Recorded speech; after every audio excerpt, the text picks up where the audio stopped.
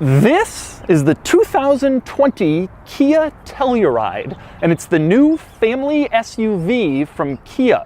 It's about the same size as the Ford Explorer and the Toyota Highlander, and it's priced like those SUVs too. And it's now officially on sale, firmly entering Kia into the world of the three-row family SUV. I've borrowed this 2020 Kia Telluride from Covina Valley Kia here in Southern California, east of Los Angeles, where they have all of the new Kia models on sale, as you can imagine, and there are a lot of them. You have the new Soul, you have the new Stinger, and now you have this, the Telluride, Kia's first SUV designed to take on some of the most popular family haulers in North America. To be clear, Kia already has the Sorento family crossover, which has three-row seating, but the Sorento is smaller than the Telluride, and that third row is pretty tight. The Telluride is designed to address that complaint with more interior space and more power to make it a firm rival to competitors like the Honda Pilot, the Toyota Highlander, and the Ford Explorer, which sell in the bazillions. Like most of those vehicles, the Telluride comes standard with a V6, in this case a 3.8-liter V6 that makes 290 horsepower and 260 pound-feet of torque, which are pretty healthy numbers. The Telluride has boxier, brawnier styling than most of its competitors for sort of a bolder look, and prices start around $32,500 for a base-level Telluride, which places it within a few $100s of the Explorer, the Highlander, and the Pilot. This is an upper-level EX model, and the price on this one is just under $39,000. It's also the hottest new SUV on the market if you're looking for family transportation. I've had dozens of people already email me, tweet me, asking me to review the Telluride, even though it's just been on sale for a few weeks. So today, I'm going to do just that. First, I'm going to take you on a tour of this car and show you all of its quirks and features. Then I'm going to get it out on the road and drive it, and then I'm going to give it a Doug score. And for more of my thoughts on the Telluride, click the link below to visit autotrader.com/oversteer, where I've also rounded up a list of my favorite vehicles named after places.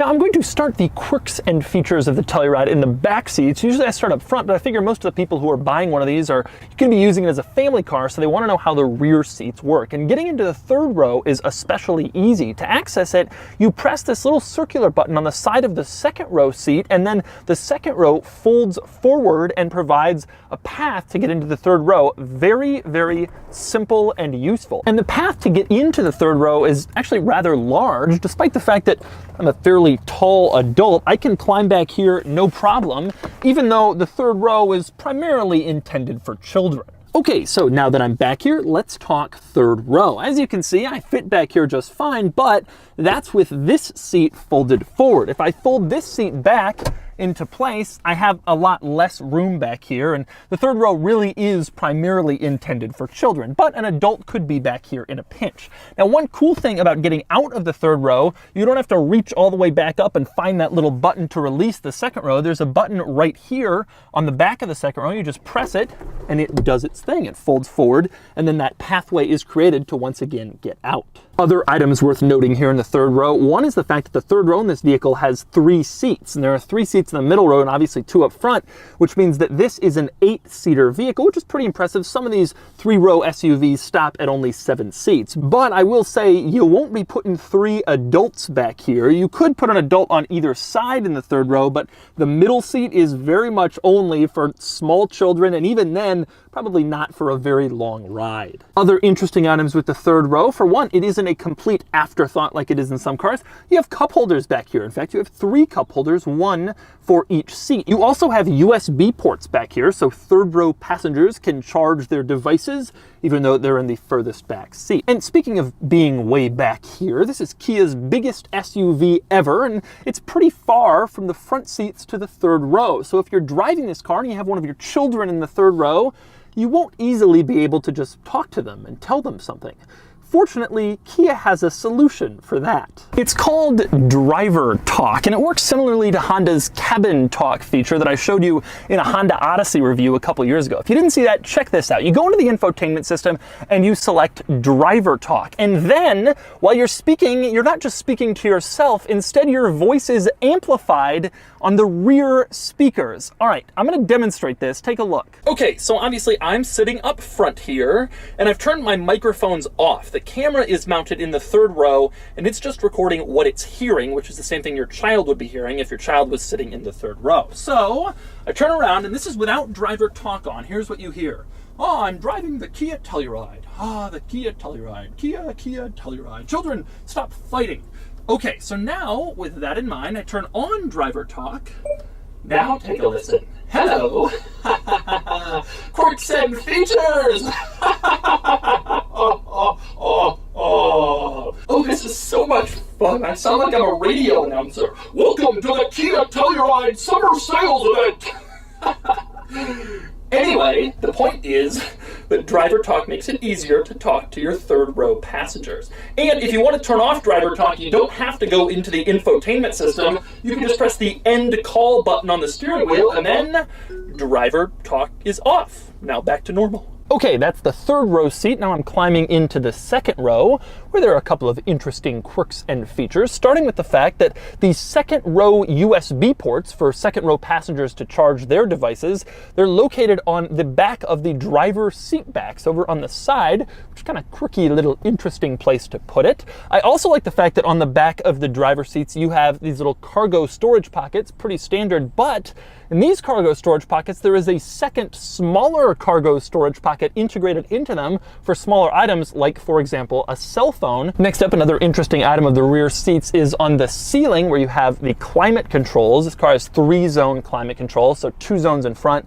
And then there's a zone for the rear, which means that the rear passengers can adjust the temperature, the amount of air, all that sort of stuff. Of course, the front passengers have the final say, so they can lock out the rear controls if they don't want the kids back here playing with the climate controls. Another cool item in this car is the fact that it has built-in rear sunshades for the second row. They're not power operated, but they're there.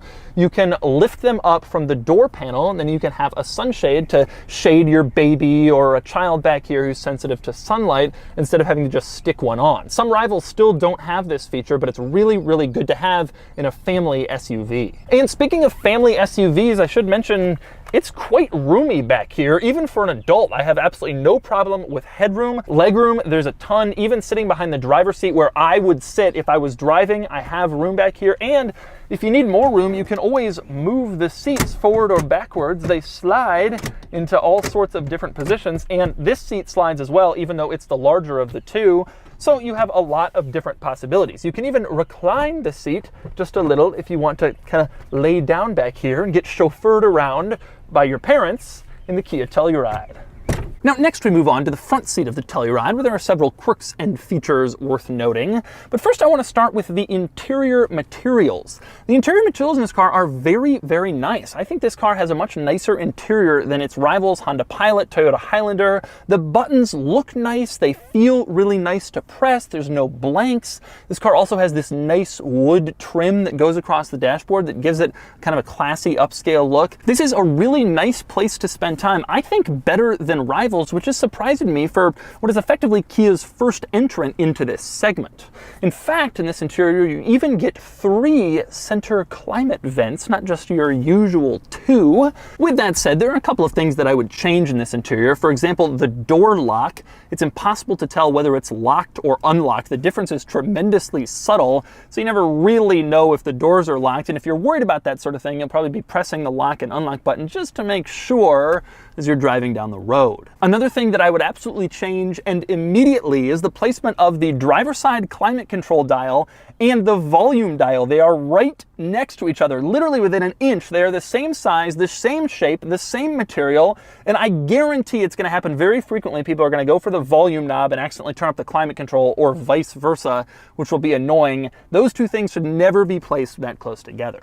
Now, the other thing that I would change in this interior is the gauge cluster screen in the middle. It's just this kind of small black and white gauge cluster screen. There might be a better one on the upper end Telluride models, but this one is almost $40,000.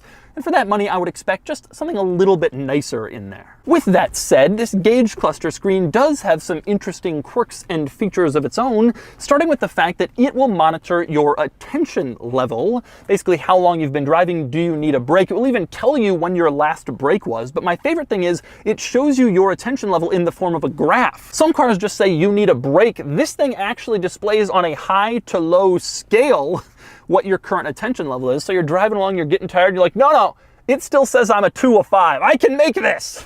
Next up, maybe my favorite item in the gauge cluster is the fact that there is a configurable option in this car to adjust the power tailgate opening speed. You ever get behind your power tailgate and you're like, this thing isn't fast enough, we need more speed? Well, in this vehicle, you can do that. You can set and adjust the speed at which it opens. Unfortunately, only 2 adjustments, fast and normal. I personally would go with fast. Of course, in this gauge cluster screen, like in other Kia models I've reviewed, you can also turn on or off the welcome sound, which actually doesn't play when you turn on the car, but when you turn it off, still it's a wonderful thing to hear. Take a listen. Ah, the welcome sound. But joking aside, there is one other item I really like in that gauge cluster screen, and that is a reminder to check the back seat. If the car knows that you opened the back door and then closed it and then got in and drove somewhere, when you turn off the car, it will actually remind you, have a look in the back seat, and that way you don't forget anything back there, including potentially a child. It is a really good idea, and frankly, all cars should have it. It's a good feature. Now, next we move on to the infotainment system in the Telluride, and I've already reviewed this infotainment system in several other cars, the Kia Stinger, the Kia K900, and I will link those videos in the description below so you can go into greater depth. But on a general level, I should say I really do like this infotainment system, one of my very favorite in the business. It's wide enough that you can see 3 things at once, which is important because you can have the map up and not have to cancel the map to change the song on the radio. You can see everything. It's a really good system, and it's tremendously responsive to your touch. The moment you tap your finger on it, it moves, very responsive to your touch, just like a smartphone. It really is one of the best infotainment systems in the entire car industry, which is a good thing because Kia puts it in basically all of their vehicles. Now, next up, a couple of interesting quirks of the infotainment system. I've already shown you driver talk, but there's another interesting new idea in here, and that's called quiet mode. And the way that works is if you turn on quiet mode, the car will mute all of the speakers in the back seats, and it will only leave on the speakers in the front seats. But even then, those speakers won't be allowed to be adjusted over volume level 7, which is fairly quiet. The theory here is you're a parent on a road trip, your kids have fallen asleep in the back, you can still listen to music up front while you drive, but the music is muted in back so your kids can sleep, and it's quieter up front so it won't disturb them. That is a pretty good idea for a family SUV. And next up, here's another great idea. The steering wheel has a mode button on it, as most cars do, so you can cycle through the stereo modes, you can change between FM, AM, Bluetooth audio, whatever. Well, in this car, you can also go into the infotainment system and remove some of those things from the mode cycle button. So for example, if you only want to toggle between Bluetooth audio and satellite radio, you can take everything else out so you won't waste time going through different stereo media players that you're not going to use. Now, next we move on to the cargo area of the Telluride. Obviously, it has a power tailgate, so you open it, it opens right up, and you can see there's not really all that much cargo space back here with the 3rd row in place, although that's fairly typical of vehicles of this size. Usually you need to fold down the 3rd row in order to gain a bigger, more gigantic cargo area. One cool item though with this vehicle is there is a load floor underneath the cargo area. If you pull this up, you can see you have a separate loading area under there, so you can put items that you don't want rolling around back here or something that you don't want to be able to be seen if you look in the windows. Now, next we got to talk about folding down the 3rd row of seats. Now, I review a lot of luxury SUVs where you come back here and you push a little button and the 3rd row folds down automatically, and that's very nice, but I gotta be honest, nothing is easier than this. It's down. The other side, it's down. It takes literally a second to fold down these seats. Now, I love technology and cool features, obviously, and I always hate those people who are like, I'll never have a screen in my car, I'll never have a self-driving car. But in this case, You got to admit, this is easier than any other solution, including a little button, which just adds complexity and time to this relatively simple process. The second row, it's worth noting, does fold with a button, although it isn't power folding. You just press this little button on the left side of the cargo area to fold the second row seats, and then they fold forward. And once you have all the seats folded, you can see there's a lot of space back here. This vehicle effectively becomes like an enclosed Kia pickup truck, and you can drive around with large items if you need. Now, one drawback to the fact that these seats are not power operated with a button is the fact that then you have to manually put them back up when you want seats again. With the third row seats, pretty easy. You just reach back here and it's up.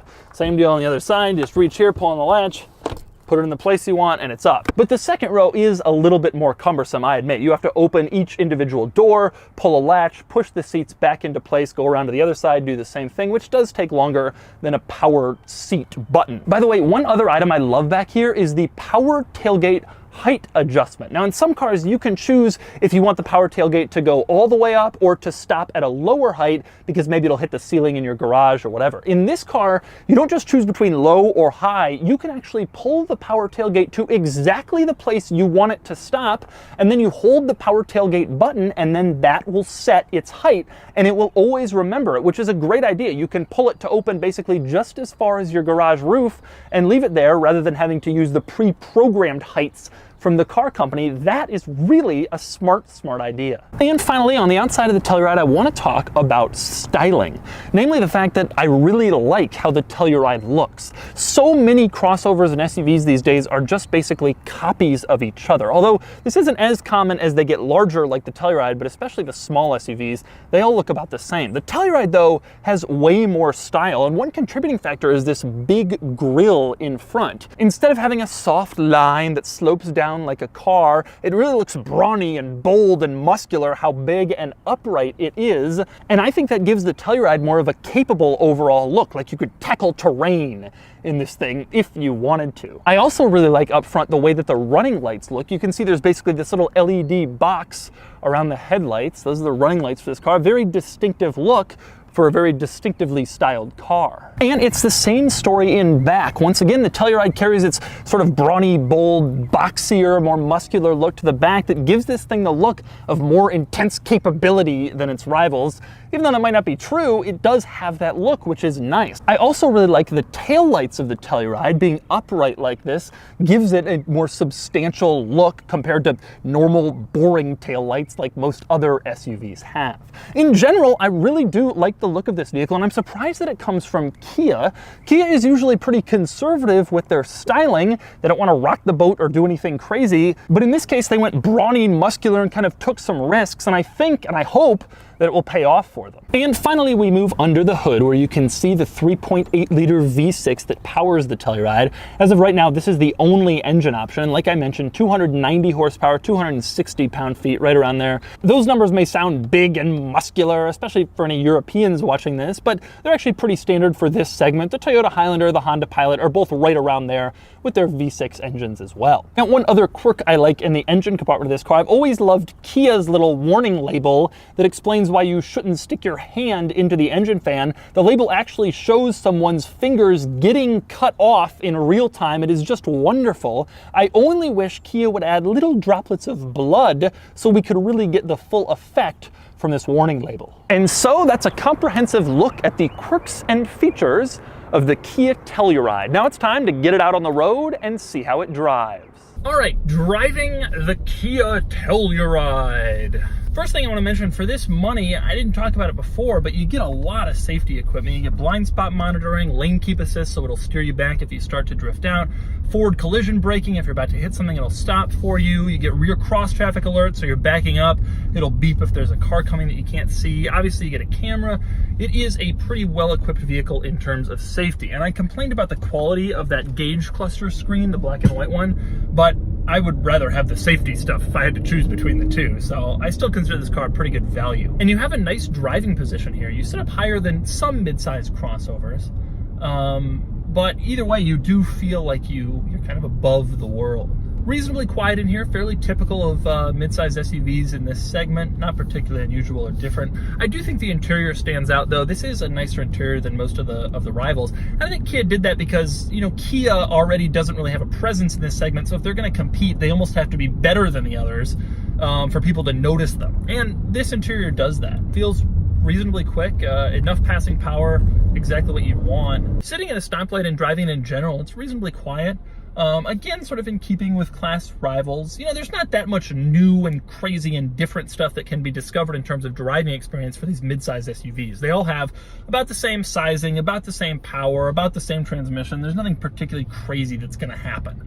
So instead, what you start looking at and what you start expecting is differences in equipment, safety features, which this car has a lot of, and new and interesting technology like driver talk and like the quiet mode, which I think is actually a really, really good idea. I think people don't buy cars in this class because of how they drive, but they will not buy them because of how they don't drive if there's some glaring flaw. And I'm happy to report this car has no obvious glaring flaws. Visibility is good, the mirrors are big, you can see everything. It's just a really, really competent package, which is no surprise. Kia's been making a lot of vehicles that are really, really competent packages. And so that's the 2020 Kia Telluride, which is an excellent family crossover in a market that's full of excellent family crossovers. And it's debuting at the same time as the Hyundai Palisade, which will share many of its same benefits. But this is a great car, and it comes with Kia's great warranty, which offers 5 years of bumper-to-bumper coverage and 10 years of powertrain coverage. Those terms are unmatched by any rival except for Hyundai. Anyway, with that in mind, now it's time to give the Telluride a Doug score. Starting with the weekend categories and styling, the Telluride is a handsome SUV, but not quite distinctive or attractive enough to earn more than a 5 out of 10. Acceleration 0 to 60 is 7.3 seconds, which just earns it a 1 out of 10. Handling is normal for the segment, and it gets a 3 out of 10. Fun factor, despite its brawny styling and muscular look, it's not especially fun to drive, but that too is normal for the segment, and it gets a 1 out of 10. Cool factor, this is the hot new SUV, and for right now it earns a 2 out of 10, though I'm sure I'll revise that down to a 1 as these start to get everywhere. That gives the Telluride a 12 out of 50 in the weekend score. Next up are the daily categories and features. The Telluride is loaded with a lot of great safety and convenience stuff, and it gets a 7 out of 10. Comfort is normal for the segment, and it gets a 7 out of 10. Quality 2 is normal for the segment, and it gets a 7 out of 10. Same story with practicality. 3-row SUVs with this many convenience features always get a 10 out of 10, including the Telluride. Finally, value, and there's a lot to like here. It's spacious, practical, attractive, and well-equipped, and it gets a 7 out of 10 for a total daily score of 38 out of 50. Added up, and the Doug score is 50 out of 100, which places it here against some similar family vehicles I've tested. The 4Runner TRD Pro wins overall because of its off-road capabilities, but the Telluride beats out its closest rival on this list, the Subaru Ascent. The Telluride I tested is slightly better equipped than the Subaru and just a little cooler, but both are excellent choices in this crowded family SUV segment. Telluride, snow falling down. I was waking up in that sleepy little town. In her eyes, the world came so alive. I never